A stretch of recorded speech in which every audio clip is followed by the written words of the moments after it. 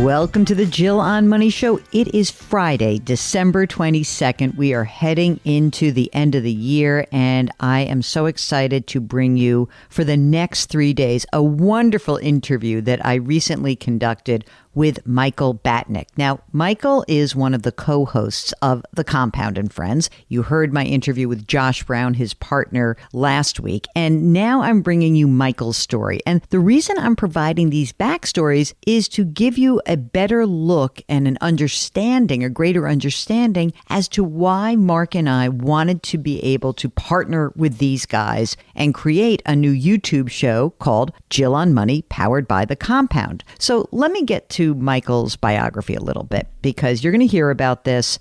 I just want you to understand that when I met this guy, I just felt this instant kinship with both him and with Josh. Michael is currently the managing partner at Ritholtz Wealth Management. He writes a blog called The Irrelevant Investor. Again, he's the co-host of The Compound and Friends, as well as two other podcasts, What Are Your Thoughts and Animal Spirits. So without further ado, I would like Michael to talk about his life story. It's really compelling to hear how his journey in the world of financial services began and how far he has come. This is the first part of our interview with Michael Batnick. I hope you enjoy it. I did not take my education seriously whatsoever, and I paid the price for that. And it occurred to me at 20-something years old, oh, this is why those dorks pay attention in class and do their homework and get good grades, so that you're not cold calling strangers. And so that's what I did. Coming out of college, I was a year and a half late. It was during the heart of the great financial crisis. Really good time to be coming into a career in finance with a horrible resume.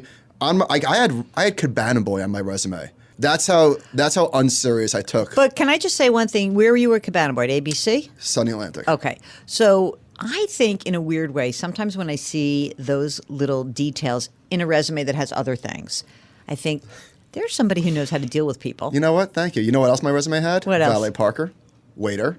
So I was a worker. Which of those jobs did you like the most? I was a worker. I loved being a Cabana Boy.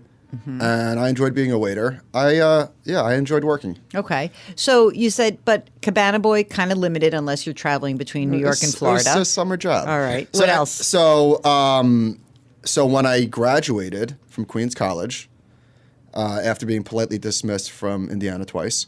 Not once, but twice. I got a job at an insurance company right here on Fifth Avenue. My first day walking around seeing people in suits, like, see, I made it. It's okay. I was right. I didn't need to pay attention. Like, whatever. No big deal. So yeah, that illusion or delusion wore off very quickly. Very, very quickly. So we were in a bullpen, making phone calls, just getting lists, and the product was life insurance. All kinds. All kinds. Whole life, term, disability. Everyone. Okay. And if you could sell them a financial plan, all the better. So you sell them a plan. You sell them life insurance, you sell them disability insurance. If they don't have money for the life insurance, you find the money. I was there for a year and a half, and I was the last one in my class. And not because I was successful. It was the exact opposite. I was so unsuccessful, I couldn't leave. I had nowhere to go. I had nowhere to go. And what did I want to do? I don't know. I wanted to be in the market. That was what you said. I want to be in the market. So you did have some curiosity around investing. That was something you liked. That stems from, it's funny, I spent so much of my professional career talking about why the dangers of picking individual stocks. Now, I'm a hypocrite because I still pick stocks. I still love to do it. But it's not where all my money is. It's, as you and Josh were discussing, it's my fun money. Now, it's a little bit more than fun money, but it's fun. I don't. You're young. Exactly. I have no delusion that I will beat the market, but I love it. Okay. But my life was actually changed from an individual stock. Which one? Celgene. Oh, interesting. Who owned it? My mother. Okay. So my parents got divorced when I was young. And my mother she went back to work. She was a secretary. I don't think she ever made more than $40,000 a year. Okay. And her brother, who also loved the market, got that from his grandfather, bought shares in a small biotech company in 1996. And my mother turned, I don't know what it is, $15,000 literally into almost $1 million. Really? $1 million. Wow. Yeah. She never sold, got cut in half many times. And so Celgene was a buzzword around the family. Yeah. Growing up. So I was a little bit curious, but you would think it's interesting, and I've thought about this. Why didn't that trigger a rush, like a real curiosity? Like, oh my God, you can get rich picking stocks. Right. Like, This can go from 15 to $1 million. And how do I do that many more times? Right. Right. That would be a logical conclusion or lines to draw for a young person. It didn't click with me. Okay. For whatever reason. Now, I made my mom buy me Celgene options for my 18th birthday or 21st birthday. I can't remember how old you have That's to be. kind of funny. Which I doubled my money and then rolled it again and lost it all. Great. So there was always some sort of mild curiosity around the market. And then when I was at the insurance company, my father introduced me. My father was a periodontist. He introduced me to one of his patients who was a broker at Wells Fargo. And this gentleman, I guess, took a liking to me. And every day would send me articles. Now, this is 2008, 2009. Wow. Dave Rosenberg, Breakfast with Dave, Ed Yardeni, and I can't remember who the third one was. But I found like I felt my calling. Like, oh my God, this has been here the whole time. Uh-huh. How am I only just discovering this? So I would go into my office, and I would, I guess, sort of pretend to be on phone calls. I was floating, no salary, and I was actually, to add insult to injury, I was paying rent for the privilege of working there. Like rent is like you were a hairstylist. I was renting paying a chair. I was paying $300 or $400 a month. Oh my God. Without a salary. I didn't know they did that. Where did the money come from? I saved. I was rich as a young person. I think I saved like $30,000 or $40,000 because I was working full time for all those years. And so that all that money went to zero as I supported myself, and those were dark days. I had my eye was twitching for like 8 months. My mother was dying. My bank account was getting drained. I had no hope for a career. Like, it was dark, and so I eventually left the insurance company because, I mean, it was getting comical. You know what I mean? Like, yes, of course. I hadn't, to say that I didn't believe in the product or the industry. Now, life insurance is important. Yeah, People we talk need life about it all the insurance. time. They don't need all the crap that's sold to them, but some form of term life insurance is very important. Whole life is not the answer for everything. Or even anything. Or anything. Maybe 5%. But my wife's father passed away when she was very young. And it blew up their family's financial life. Of course. So it's you need life insurance, but the way that it was being sold was really gross. I know. So luckily, I didn't sell any policies. I think now my father bought one. I bought one for my girlfriend at the time to meet the quota, which I didn't meet. And so I was there for 18 months, not selling anything, but I was paying rent, and I guess they left me alone. So it just became weird that I was there for so long. Like, people were like, who is this guy? At least that's what I'm sure nobody was saying that. But so I left with nowhere to go except for the library. Okay. Oh, I love a library. That's where I went. And isn't it funny? Your office right across the street from a library. Yeah, not this library. I went to the Merrick Library. All right. And you were studying up? And I was studying. I was aggressively making up for lost time. I had spent 25 years being a jackass, and so it was time to get serious. And so I would take my wife, or my girlfriend at the time, now my wife, I would take her to the train station, and then I would spend 9 hours in the library. Oh, my God. And what were you reading?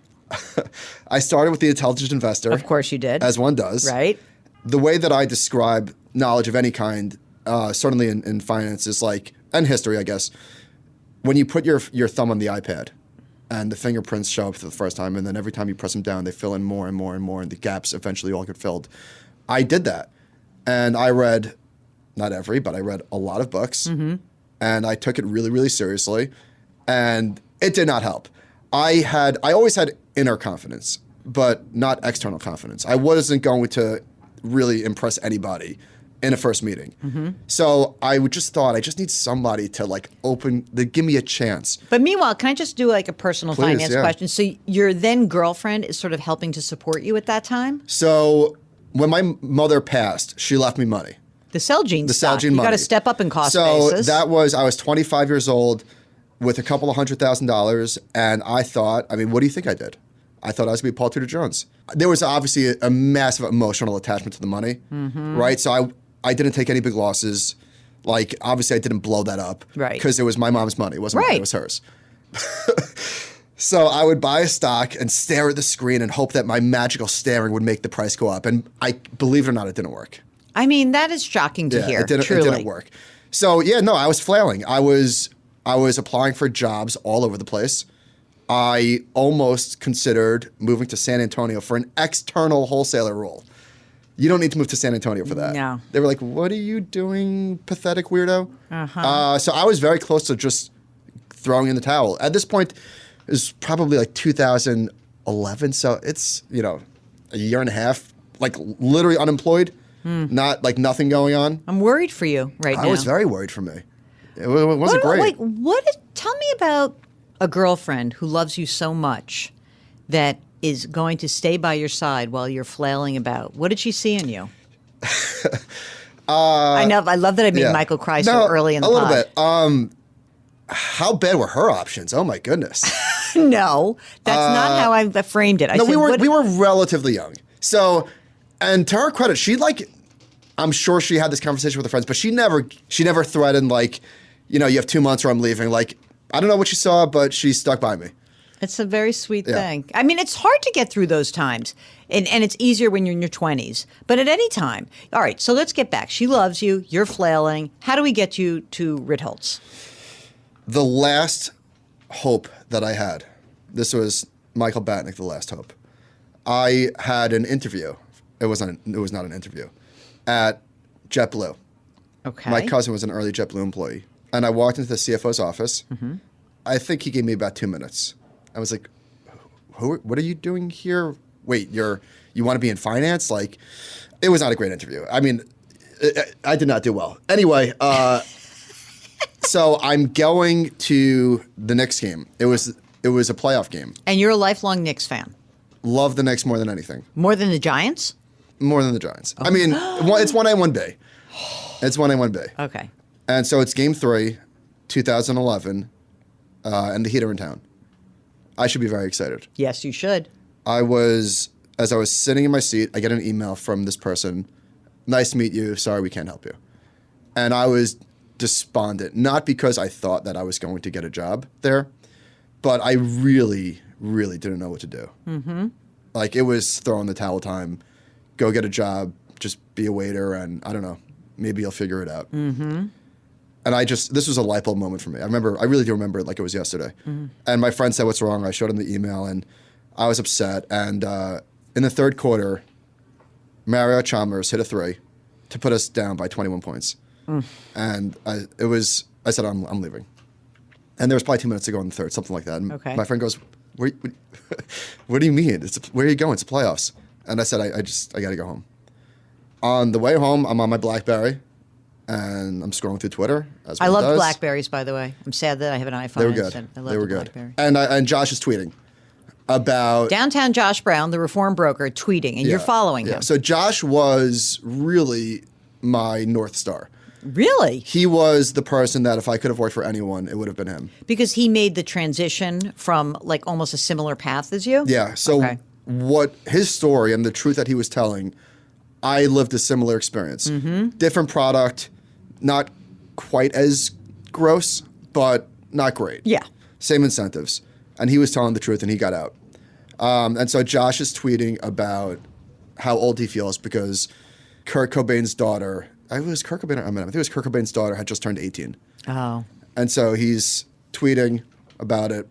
And as we pull into Merrick train station, my phone died, which is a very important detail. Because if my phone didn't die, I would have been looking at your been phone. looking at my phone. And amazing. Put your phone down. Okay. What happens? My phone died, so I put it in your pocket, and I walked past Josh. Oh, wait a minute. Hold on. Here's your idol. You recognize him. Yeah. He walks by you? Yep. Do you do a double take like one of these? Or did you say, oh my God, I love you? Or what happens? I froze. And I said, I have to turn around and talk to this guy. Okay. So I froze, skipped a beat, and said, turn around. I tapped him on the shoulder, and we spoke for 20 minutes. Yeah. And my girlfriend wife, was waiting for me at the train station, and she said, who was that? And I said, that's my Bethany Frankel. Oh, very nice. And so what happened after that? So after that, I had followed up with an email, and I don't think he got back to me. It was in the spring, I think, that he posted, Barry and I are hiring. Boom. Yeah, exactly. So I got it in his inbox or his Twitter DM, and I interviewed.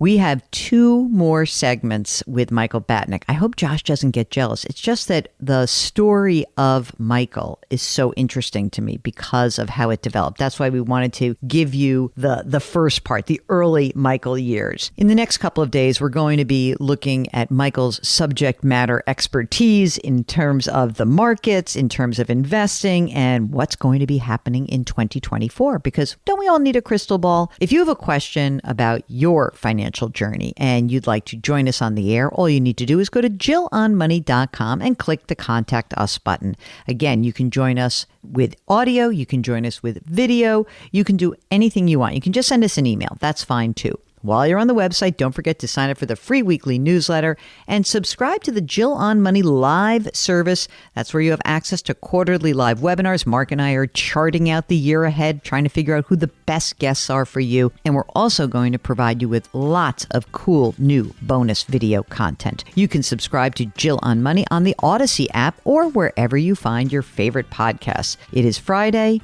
It is the Friday before Christmas, so I am just going to tell you that our music is composed by Joel Goodman.